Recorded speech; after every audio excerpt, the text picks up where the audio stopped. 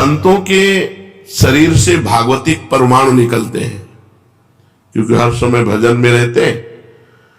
तो हाथों की अंगुलियों के पूर्वों में आगे, और चरण तलवे में, और चरण के अंगूठे अंगुलियों में, यहां से विशेष ऊर्जा शक्ति निकलती है उनकी भजन की।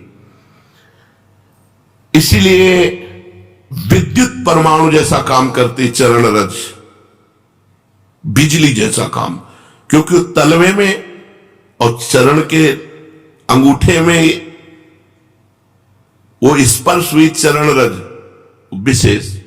पैर छूने से लाखों गुना लाभ चरण रज से मिलेगा।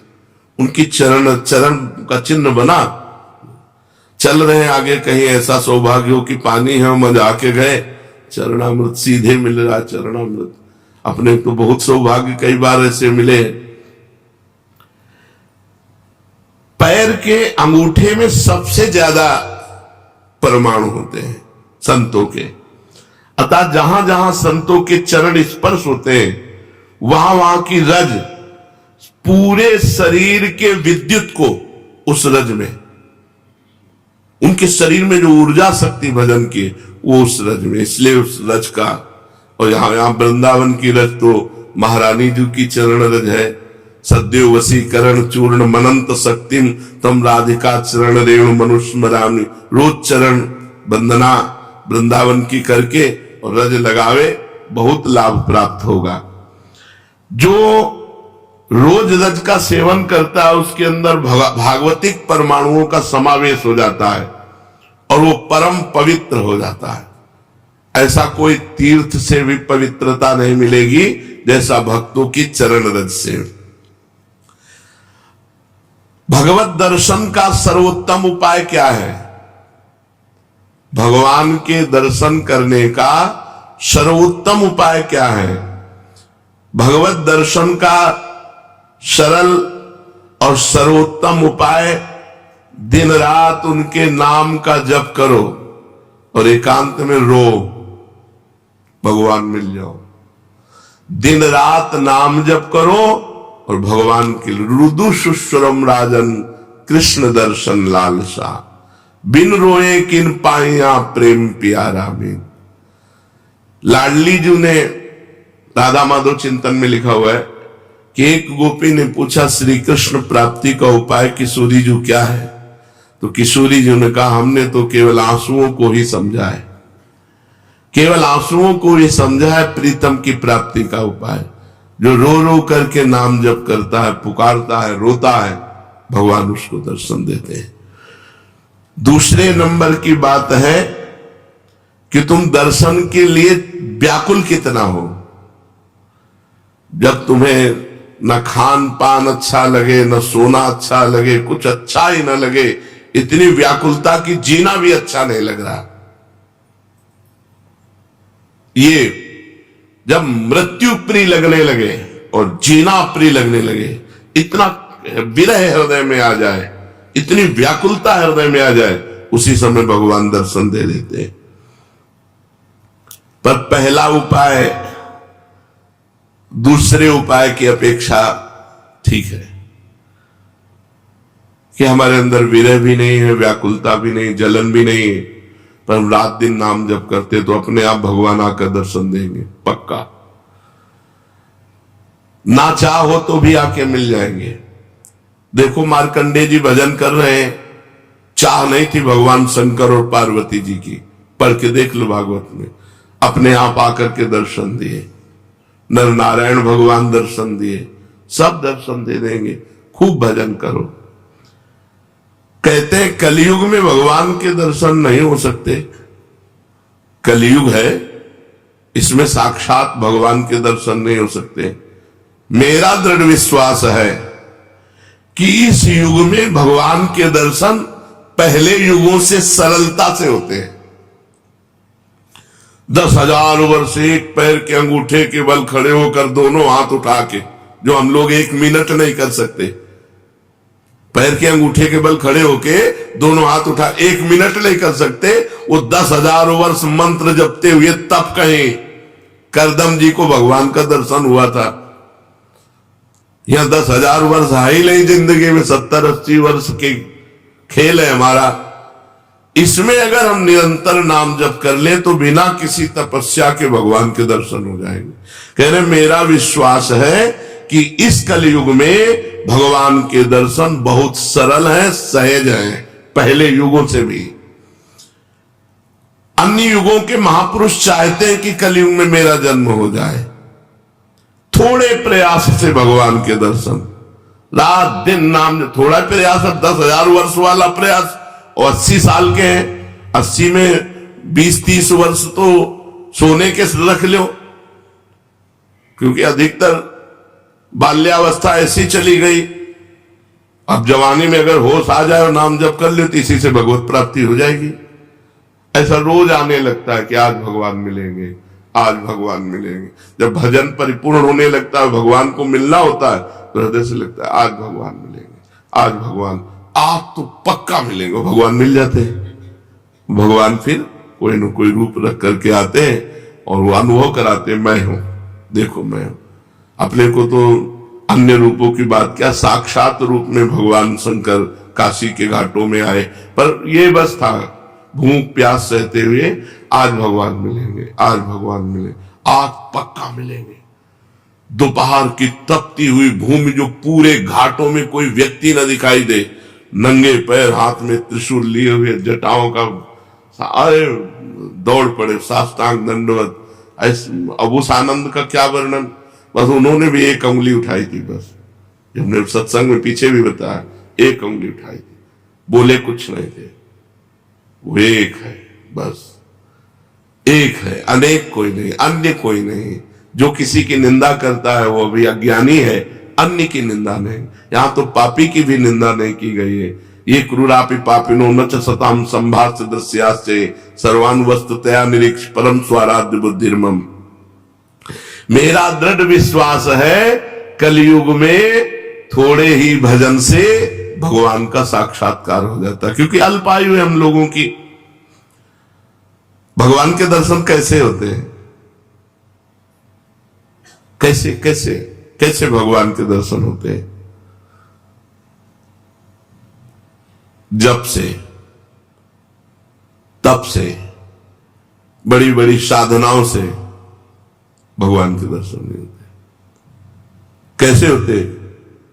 भगवान मेरे हैं और अब बस मुझे मिलना है, मुझे प्रियाजू से मिलना है, मुझे प्रभु से मिलना है, बस बहुत सरलता की बात है। भगवान मेरे हैं। जितना मां से प्यार है, जितना बहन से प्यार है, जितना शरीर से प्यार है, जितना पुत्र से प्यार है, उतना भगवान से प्यार हो जाए, भगवान मिल जाएंगे। उनको तो थोड़ा भी प्यार दे दो तो मिल जाएंगे वो, पर थोड़ा भी प्यार नहीं है, कैसे भगवान मिले? कौन भगवान से मिलना चाहता है? किसको व्याकुलता हुई? कौन रात भर जगा भगवान से मिलने के लिए? कौन कई दिन भूखा रहा भगवान से मिलने के लिए? तो ये बातें हैं। सबकी ममता ताग बटोरी, मम पद मन ही बांध बर डोरी। अब प्रभु के सिवा मेरा कोई नहीं, मेरे तो गिरधर गोपाल, दूसरों न कोई। हृदय व्याकुल है प्रभु के मिलने, वो इतनी तक तो पहुंचना ही नहीं पड़ता, इसके पहले ही वो हृदय और मानस में छाने लगते हैं, फिर साक्षात्कार तो अपने आप हो जाता। इतना नहीं पहुंचना पड़ता, मारो नहीं, सहज सरल आनंद, व्याकुलता आनंद भरी, और उतने में आप थोड़ा करके देखो, आपकी भावना में आते हैं कि नहीं प्रभु? अभी देखो आप जितना भजन करते हो उतनी भावना में आते हैं कि नहीं? देखो आप तो वैसे आपकी भावना के सामने है, और जब गाढ़ भावना हो जाएगी तो ये आपसे बात करने लगेंगे। वो है, कोई कण ऐसा नहीं जाना हो तो जब आप भावना कर रहे हैं तो आपकी भावना में जो झांकी आई वो आए हैं प्रभु, वो केवल कोरी भावना नहीं है। क्या साधना करते करते साधन के बल से भगवान मिल सकते हैं? नहीं। कि आप खूब साधना कर रहे हो, साधना का आपको बल है, उससे भगवान मिल जाएंगे? नहीं, उसका फल मिलेगा आपको, तप लोक, महालोक, जनलोक, ब्रह्मलोक और भी, लेकिन भगवान नहीं मिलेंगे। भगवान का मिलने का एक ही उपाय है कि वो कृपा कर दे, वो कृपा कर दे। कोई साधक चाहे कि अपने तपोबल से, अपने साधना के बल से भगवान को बांध के सामने खींच के लाए। ऐसा कोई तपस्वी नहीं पैदा हुआ, ऐसा कोई साधक नहीं पैदा हुआ। कितना भी साधन किया जाए, कितना भी योग किया जाए, परंतु भगवान के दर्शन सिर्फ भगवान की कृपा से होते हैं। हाँ, वो देखकर द्रवित हो जाए कि बहुत तप कर रहा है, बहुत साधन कर रहा है, थक गया है, अब द्रवित होकर भगवान दर्शन दे रहे। लेकिन कोई अपने तपोबल से, कोई ये कि मैं साधना कर रहा हूं, भजन बल से भगवान को अधीन कर, ऐसा नहीं कर सकता। वो जब भजन करते हुए दैन्य भाव, तो भगवान द्रवित हो गए और वो दर्शन दे दिए। क्या जैसे हम दो मित्र मिलते हैं, ऐसे भगवान से मिलकर वार्तालाप कर सकते हैं? हाँ, अवश्य। यदि आपके अंदर भगवान से प्रेम उदय हो चुका है, तो भगवान आपसे दो मित्रों की तरह एकांत में मिलकर परस्पर वार्तालाप कर सकते हैं। बिल्कुल, इच्छा जगाओ, मिलने की इच्छा जगाओ। जब एकांत में भक्त और भगवान बातें कर रहे हैं, तो दूसरा देख सकता है, दूसरा सुन सकता है? नहीं।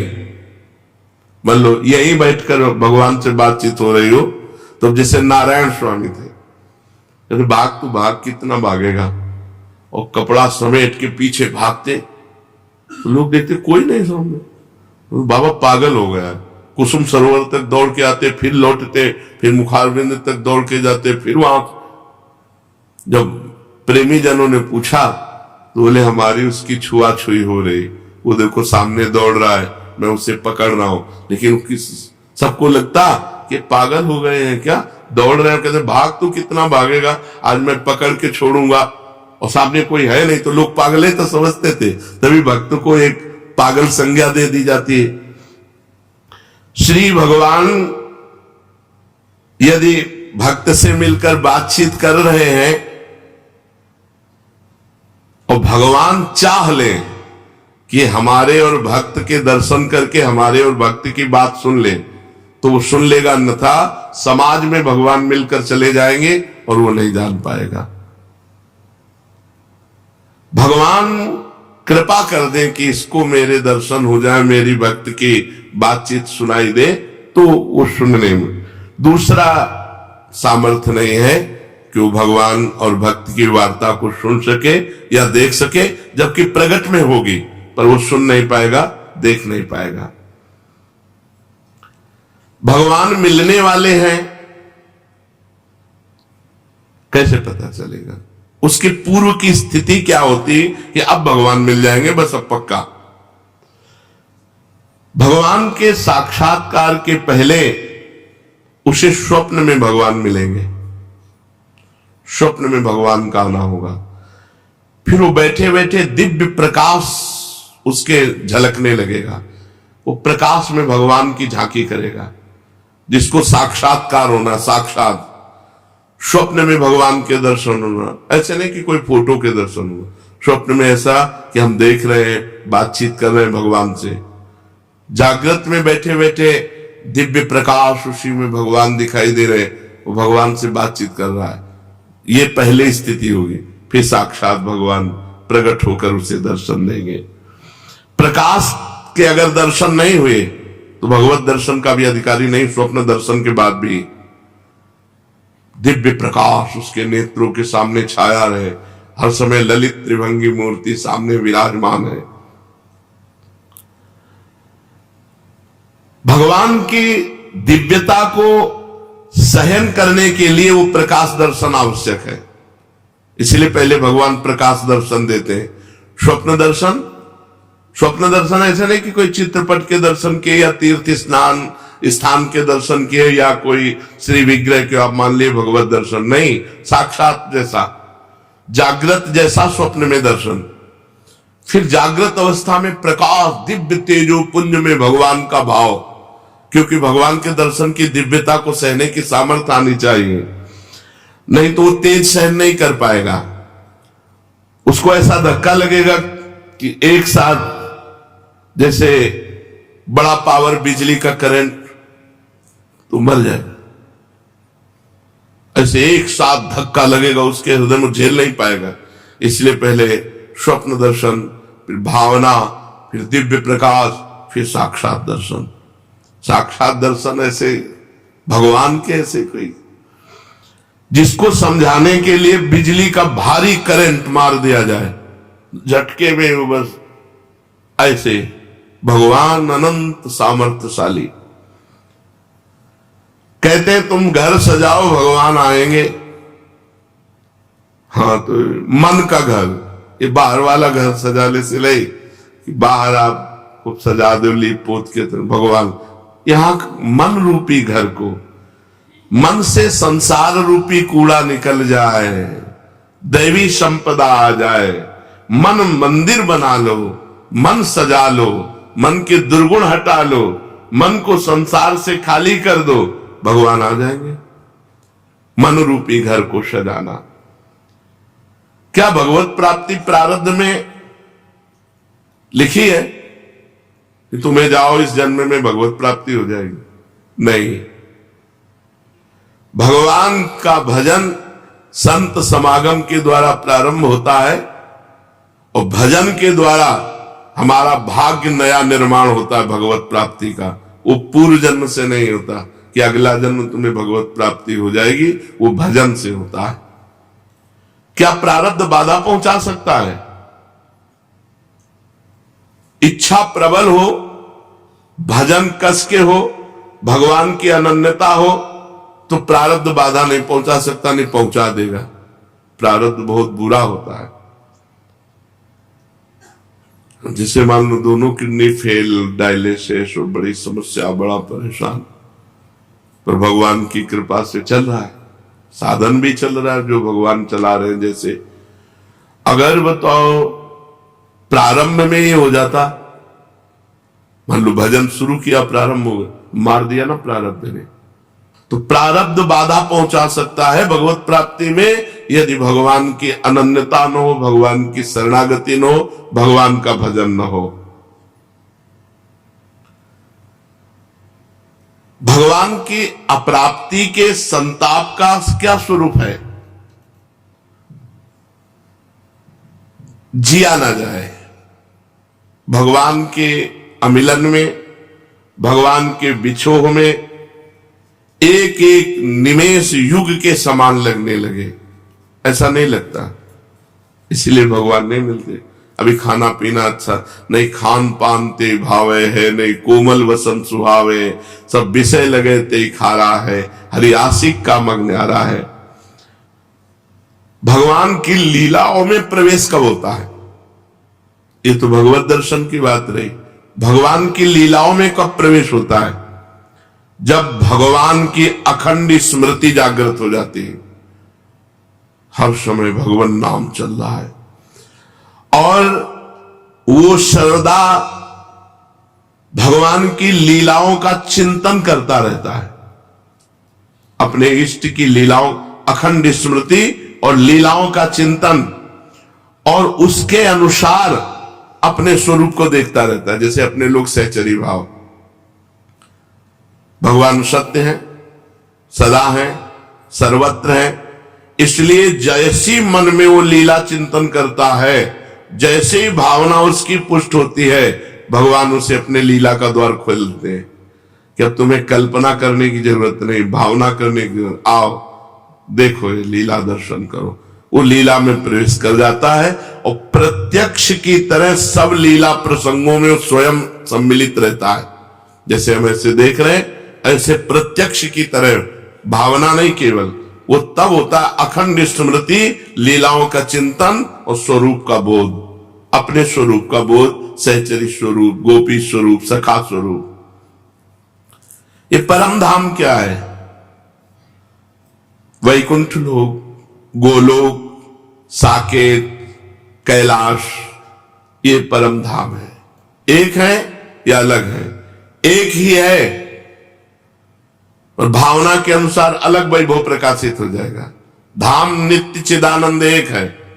आपने भगवान शिव की उपासना की तो आपको पूरा कैलाश रूप में भगवान शिव परिकर सहित अनुभव कराएगा। राम जी की उपासना की, वही धाम साकेत बनकर अनुभव कराएगा। श्याम जी की उपासना की, वही धाम गोलोक बनकर अनुभव कराएगा। धाम एक है, वो चिदानंदमय है, तो भक्त जैसी भावना करता है वैसा अनुभव कराता है। शेष चर्चा आगे।